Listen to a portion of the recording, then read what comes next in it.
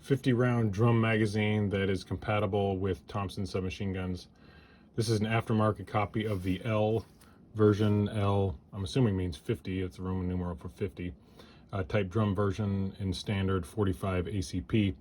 So this magazine is based on the original 50 round drum magazines that were designed and introduced along with the original Thompson submachine gun, popularly known as the Tommy gun, at the beginning of the 1920s.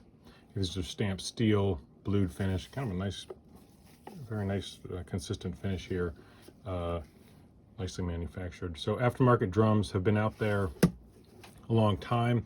The patent for the 50 round drum actually expired over 80 years ago in 1937, and was the patent was actually filed originally in 1919 by Oscar Payne, who was one of the original designers of the Thompson machine gun, the Tommy gun. The patent was granted in 1920. The patent for the 100 round, the C drum, was filed in 1920, also by Oscar Payne, and granted in later in like December, I believe, 1920. So both drums were available effectively right from the beginning of production of the Thompson, the first large-scale commercial Thompson, starting in 1921.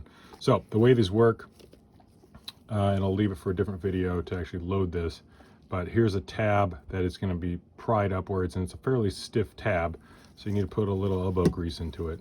And you lift that up and then slide this backwards like that, and then the top just comes out like this.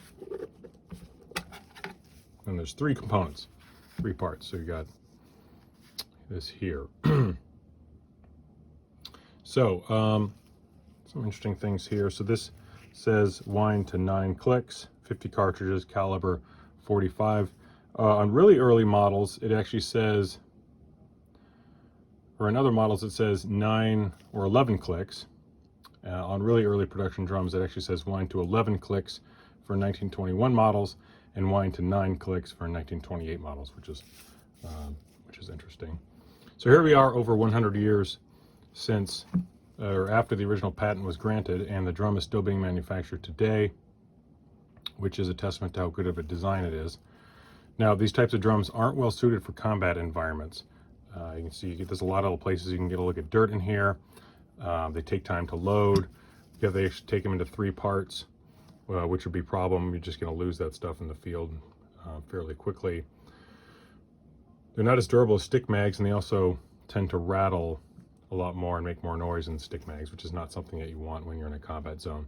The U.S. Army eventually decided drums weren't useful, so these drums don't even fit the M1A1 model of the Thompson, which was simplified Thompson, that was introduced in late 1942 during World War II.